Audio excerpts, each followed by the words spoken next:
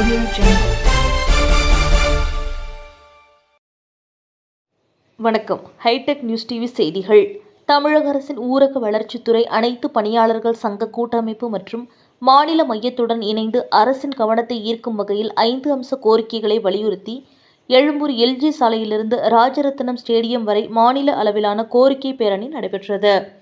கூட்டமைப்பின் மாநில தலைவர் ஆர். சார்லஸ் தலைமையில் நடைபெற்ற இந்த பேரணியில் மாநில ஒருங்கிணைப்பாளர் வி. குமரேசன், பொருளாளர் பெரியசாமி, தமிழ்நாடு ஊராட்சி செயலாளர்கள் சங்க மாநில செயல் தலைவர் மணிராஜ், தமிழ்நாடு மாநில அரசு பணியாளர்கள் சங்க தலைவர் மூசே கணேசன் பேரணியை துவக்கி வைத்து சிறப்புரை வழங்கினார். அதனைத் தொடர்ந்து செய்தியாளர்கள் சந்திப்பில் சார்லஸ் அவர்கள் தெரிவித்திருப்பதாவது: 12,525 ஊராட்சிகளில் ஊரக வளர்ச்சித்துறையில் பணிபுரியும் விபிஆர்சி, பிஎல்எஃப் கணக்காளர்களுக்கு கிராம வறுமை ஒழிப்பு அடையாள அட்டை மற்றும் இன்சூரன்ஸ் திட்டம் வழங்க வேண்டும். மாத சம்பளமாக தமிழக அரசு பணி நிதி ஒதுக்கீடு செய்து தற்பொழுது பெற்று வரும் சம்பளத்தை உயர்த்தி பிரதி மாதம் ரூபாய் 10,000 மாத சம்பளமாக வழங்கிட வேண்டும். தமிழ்நாடு ஊரக வாழ்வாதார இயக்கத்தில் பணிபுரிந்து வரும் வட்டார மேலாளர்கள் மற்றும் வட்டார ஒருங்கிணைப்பாளர்களை பணி நிரந்தரம் செய்து மாத ஊதியமாக ரூபாய் 25,000 வழங்கிட வேண்டும்.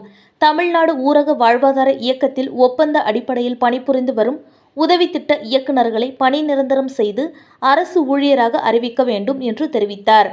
மேலும் இந்த மாநில அளவிலான கோரிக்கை பேரணியில் கே. ரவி, சே. Peter, Anthonisamy, K.